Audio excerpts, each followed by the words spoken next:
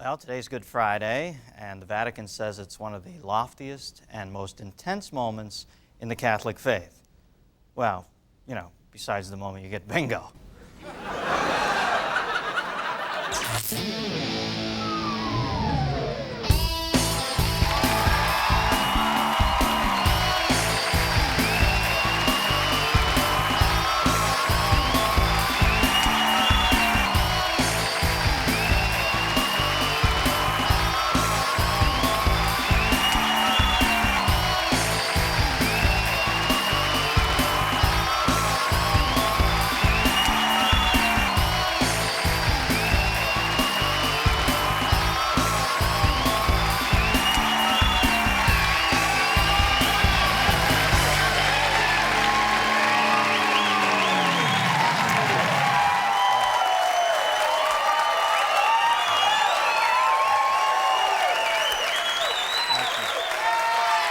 Thank you.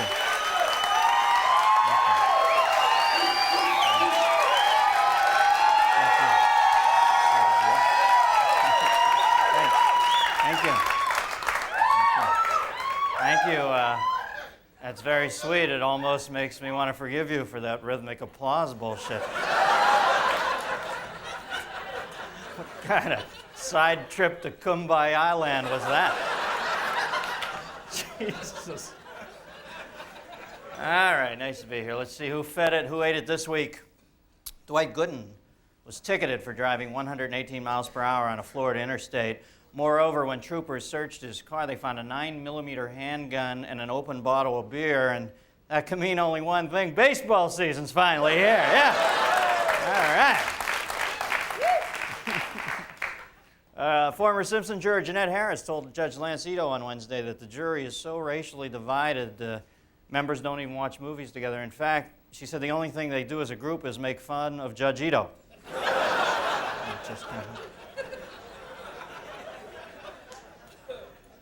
Beleaguered, thank you.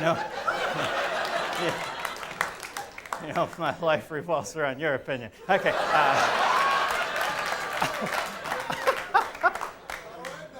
Okay, sorry, I have to volley with you.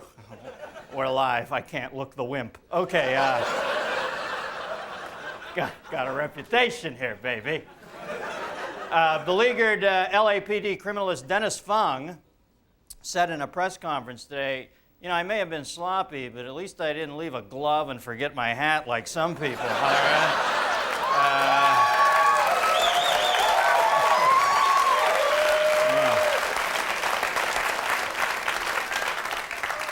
Senator Al D'Amato was rushed to a Long Island hospital this week after complaining of chest pains.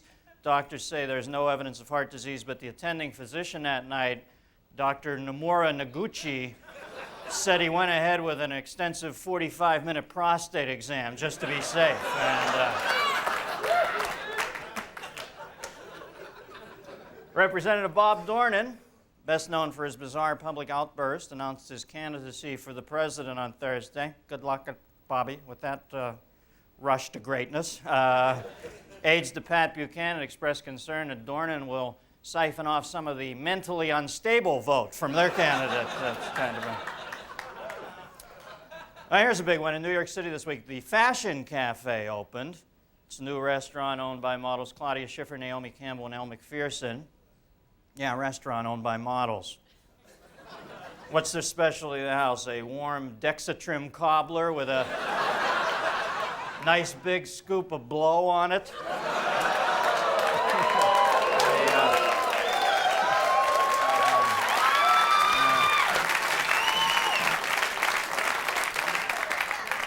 The entire menu is specially prepared to taste as good on the way up as it does on the way down.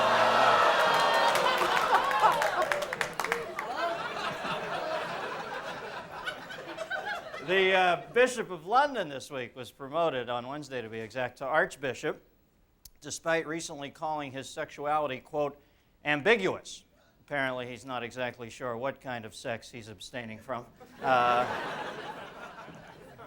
And Seagram's, the Montreal-based liquor distiller, bought 80% of the entertainment giant MCA this week. Only 80%? I'm surprised that a liquor company would leave the last fifth untouched like that.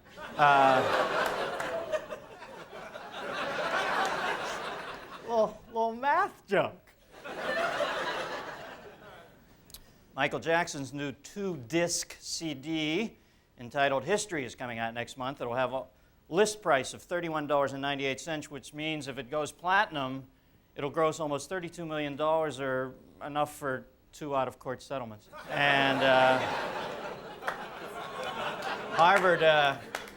Harvard students this week protested the college's decision not to accept a straight-A honor student who killed her mother 5 years ago. Spokesperson for the protesters say, hey, all she did was kill her mom. It's not like she said anything sexist or racist. Allow me to pause here and tell you that tonight's topic is race in America. Race is touchy. I'm so uptight about being called a racist, I refuse to separate the whites from the colors in my wash. So let's proceed with caution. Everybody stay frosty. Before we get started, I'd like to reacquaint our contestants with some basic rules of the game. Let's call it the National Race Aptitude Test. Ready? Question 1. Of all the ethnic groups in America, which one did not come here voluntarily? Answer, African Americans. Question 2. All ethnic groups have gone through a period of social rejection, but which one recorded a lynching as recently as 1991? That would be your African Americans again. Last question. On a national level, blacks obtained the right to vote way back when? 1965. That's right, folks. A mere 30 years ago, we were South Africa without the diamond mines. And that's the end of the test. Now, I don't want to get off on a rant here, but let's face it. Racism in America is growing faster than the lint ball in Chris Farley's navel.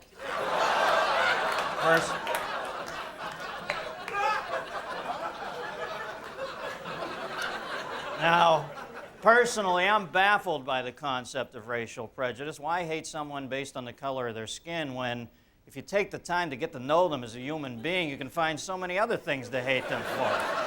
I mean, come on.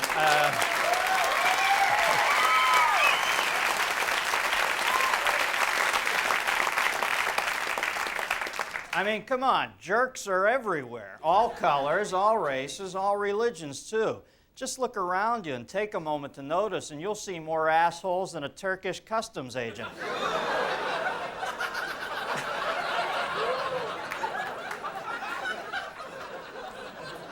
Of course, it's reasonably ironic getting all self-righteous about racial and socioeconomic segregation here in Los Angeles. The inequity in this town makes Charles Dickens' London look like a kibbutz. But, you know, L.A. is just a microcosm. It's everywhere. The reasons? Well, probably the main one is that people are increasingly overworked, underpaid, unhappy, disappointed, and confused. And when people feel they're being fucked around in life, they look for someone or some group to blame it on. And you know, the more America's multicolored tectonic plates adjust to relieve their strain, the wider the surface cracks become. Fear and insecurity touch many nutcakes across this great land of ours. Up in our ivory towers, white professors, whose closest contact with real black people is James Earl Jones's voiceover on CNN, are busy composing master treatises on the genetic deficiencies of blacks. Meanwhile, down the hall in the Afrocentric wing, a learned PhD in mathematics is insisting that X equal Malcolm. And down at the street level, we've got an eclectic little menu of cross burnings, drive-bys, quotas, and people crying racism in lieu of woof. Welcome to 1995. Can I take your coat? So what's the solution? Maybe a nice first step in the healing process would be to take stock of where we currently stand. I believe the different races in this country are making progress. Slow progress, yes, but real progress. Nonetheless, we should probably all take time off from our incessant self-flagellation, count all the ingredients we have for a massive full-blown racial Donnybrook, and marvel at how wonderfully we do actually get along. Maybe we could also get a little less whiny about the slings and arrows of people whom we should not give 1/10 of one shit about. Why should I or you give somebody else, somebody who doesn't even know us as a person, the power over whether we feel good about ourselves or not? To those who would try to diminish us or anybody else based on the melanin content or lack thereof, I say this: my self-opinion is decided by fiat, not consensus, and I'm sorry, but the polls are closed, and I'm afraid you're no longer eligible to vote. Also, it's nice we all came from somewhere, but we are here now, and it's time to be proud of America. We're living in a melting pot, so melt for Christ's sake. Hey, I'm not a Pollyanna. You know, I'm not a.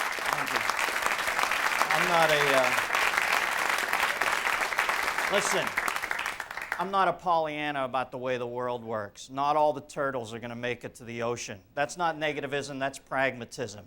But if you do find yourself on your back around 4 feet away from the water with some 6-year-old kid from Redondo Beach shoving an M80 up your turtle ass, don't blame another group of people for your shitty life. Get your life together and fight to reach the breakers. Listen, I'm talking to every honest, sane, good-hearted person out there, whether they're black, white, brown, yellow, red, green. Okay, if you're green, go back to where you came from, all right? That's where I draw the fucking line. The point is, why in the hell are we letting the clown acts run the circus in this country? Hate is an excuse, period. Somehow, some way, we've got to find the courage to love the hate-filled extremists on both sides, to connect with them, to disperse the rage, to tell them that it's time to come in from the embittered cold and join in our rainbow-hued twister game. Because the main thing I want you to remember is this. If you think racism goes away when we're all one big happy color with all the infidels weeded out, well, I've got news for you. You're missing it big time. Don't you see, first you kill off all the other races. Then you start killing off all the other religions. Then you start killing off the left-handed people. Then you start killing off each other over the length of your crew cuts until finally there's only one guy left. And no doubt he'll attack the mirror. Of course, that's just my opinion. I could be wrong. I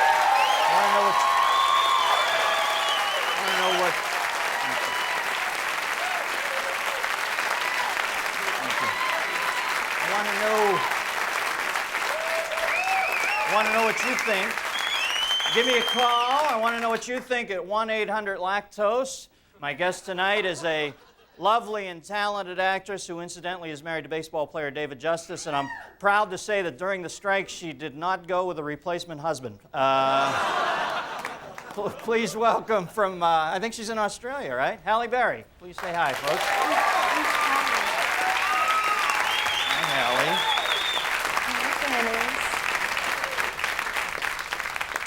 Hi, Halle. Hi, Dennis. How are things down under? Pretty down under. What's that behind you, babe? It looks like Mothra. Oh, it's that opera house. That's the opera house, yeah. Halle, I wanted to ask you, are you an optimist or are you a pessimist on this subject? You think the problems of race in our culture is solvable in our lifetimes? You know, I think I have to believe that it is, or I don't think I'd wake up in the morning if I really thought that it weren't. So I think I'm an optimist, definitely. Well, certainly something about the movie you just did, Losing Isaiah, would teach us that color really is such a non-determinant at the end of the day. It's the amount of love heaped upon any particular human being that makes them what they are. Right. Do you think that... Do you think we're capable of laying all the weaponry down now and coming to some point where we can honestly love each other? Or is that even necessary? Is love the answer, or do we have to love each other? Can we merely just start respecting each other? I think that's what it is. It's respecting each other. I don't have to love everybody in this world, and I'm sure that I won't. But I think we need to respect the differences in each other, notice the differences. I think to say that we should have a colorblind society is really BS. I think we need to notice the differences in color and the differences in hair texture and the differences in culture. But I think the key word is to respect one another. Mm-hmm. Now, all right.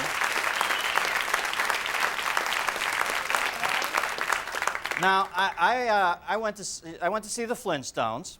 And while I saw a lot of guys... I started to wear my Rosetta Stone outfit, but... it was such an odd crowd mix. You saw all these 8-year-olds, and then you saw these 40-year-old guys who I'm sure weren't there to see Goodman in the tutu. But anyway, now, is it true? I was told that they did not have a Flintstone doll for you?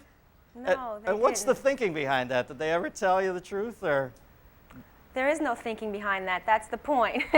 Well, they should have had a black doll so that not only black children, but white children as well could go to the store and they could buy the doll that represented, the black community. That's a big community, I think, to leave out of the marketing campaign. Well, maybe prehistoric thinking like that was part of the marketing campaign. They, Maybe they carried it a little too far. What about, what do you think about affirmative action? Do you think that's going to work, or does that fan the flames of racial strife in this country? I think we definitely need affirmative action. I know people that have jobs today because of affirmative action. I think if we lose affirmative action, we're taking 10 steps backwards. Do you think, I believe Dr. King even advocated the position that affirmative action might be used along lines of class as opposed to racial lines? Do you think that would maybe diffuse some of the anger this country's feeling about it? I think so. I think many times we use issues sort of as an excuse to be angry. I think many people are angry in general, and it has nothing to do with affirmative action. They're using that as sort of a scapegoat, as I think we do many times. Right. Well, we have a phone call for you. It's line 3 from Adam from Hilltown, Pennsylvania. Adam, you there? Yeah. How's Eve? Go ahead. All right. Do fat people deserve the same sympathy as other minorities? Do what? Do fat people deserve the same sympathy as other minorities? Even more so. They're bigger. They need it. I think everybody has got to lighten up a little. You know, when you say something like that, that is not to cry fat people. Everybody is part of the human collective. We can all be poked a little fun at, for Christ's sake. I'm not going to ostracize people and treat them like Fabergé eggs. It was a little bit of a joke, okay? Lighten up. Yeah, fat people, obviously. Halle, what do you think? You think they deserve the... Yeah, I agree. I think sometimes we do need to lighten up a little bit. There's got to be room for humor, you know, in this life. I think when it gets to be really offensive, then I think we've crossed the line. But I think jokes are fine. Jokes are fun. And Adam in Hilltown, I would remind you when she said we all have to lighten up, she wasn't making a joke. Okay, line 2, we've got Dan from Nashville, Tennessee. Yes, Dan, I think Southerners receive the same sympathy as racists. No, go ahead. You already had a preconditioned idea there. No, what I wanted to ask Halle. Good for you. I know what you just said, that everybody, of course, we have to recognize everybody's different ethnic background. But like Cicely Tyson said a few years ago, there should be room for just go ahead and play the part, no matter what ethnic background you have. I believe that's the way it should be. Right, I believe that too. I think I strive in my career to get roles that just call for a woman in her 20s, be she black, white, or sky blue pink. But what I do think is not realistic is to say that people that come up to me and they say, you know, I'm colorblind, everybody's the same to me. I think that's BS. I think if you look at me and you look at Dennis, you see that we're different. And I think you should be able to see that difference and appreciate the difference and respect the difference. But I don't think you should be hired because of my skin tone or his skin tone. Right, and Cicely Tyson shouldn't have to play strictly Italian parts. Exactly. Line 1, we've got Tim from Charleston, West Virginia. Tim? Hey, Dennis. How you doing, man? Oh, man, this is a great honor to talk to you, sir. Well, thank you, Tim. And Halle, you look beautiful, and Well, thank I would you. like to thank Halle, I Dave think we Justice. control this guy's life. Let's make... Well, you know, I'm just grateful. Let's get together and make him do Let's go for it, something Dennis. weird. My question is, growing up in a town, Poca, which is right next to Mayberry, Uh-huh. I would like to know if you think there's a difference in racism in small towns and in larger cities.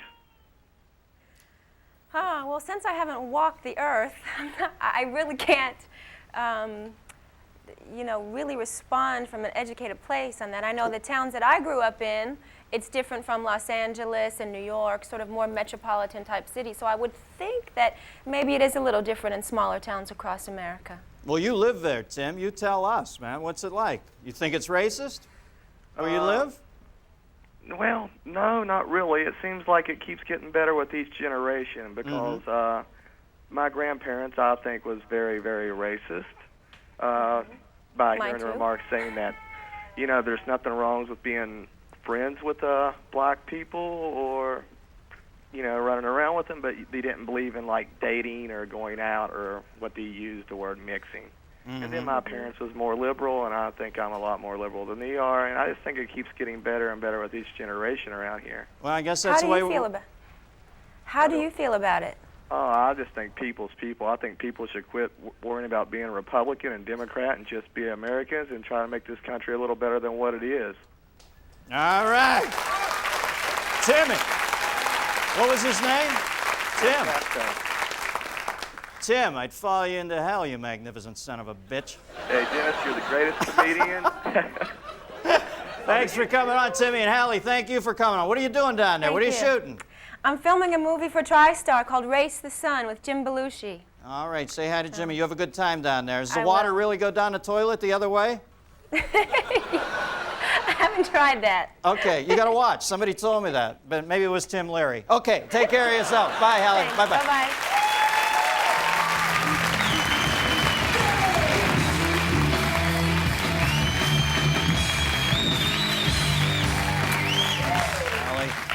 Spoke at a Marietta, Georgia synagogue where he donned a yarmulke, reaffirmed the Republican Party's commitment to Israel, and expressed his support for the, quote, American Jew community. The Republican-sponsored Cut Down a Spotted Owl's Home contest was held in Seattle, Washington this week. A new poll in USA Today shows that 48% of people asked said they don't have enough leisure time, and of those, 50% say they would have more time if they didn't spend it answering fucking USA Today polls. Reform-minded Republicans unveiled their new congressional page uniforms on Wednesday. Oh, that feels so good. Don't stop, don't stop, don't stop. Marcia Clark got a softer look this week, and so did prosecutor Chris Darden. You amuse me, Mr. Fung, but you're no Kato Kalin. Here we see O.J. defense attorney Barry Scheck showing Dennis Fung where his testimony rates on the bullshit-o-meter. New on the O.J. prosecution team this week, Millie from the Dick Van Dyke Show.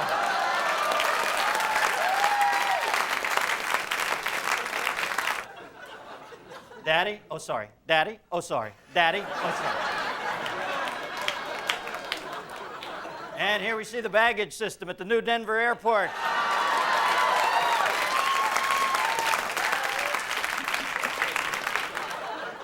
In Orlando, Florida Friday, college coaches who have never won a bowl game got together and Gatoraded themselves.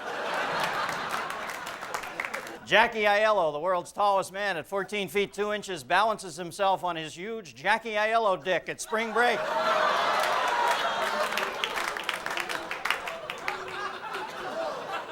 Open auditions were held this week for a new girlfriend for musician Ike Turner.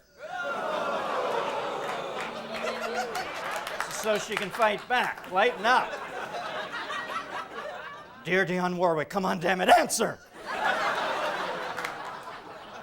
Wednesday, Pez announced their decision to go after the heavy metal market. God damn it, Kermit, don't die on me, man! Yeah, 10-4, I still got my gut under surveillance. Here we see the new Ford Grand Wizard.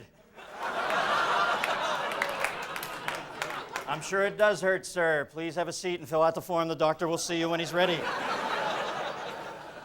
Mom, Dad, am I adopted? Well, there's a new device out this week that allows the hard of hearing to know when their dog is barking. And finally, technically, Jose, it's still considered a groin pull. Guess what, folks? That's the news. I'm out of here. Good night.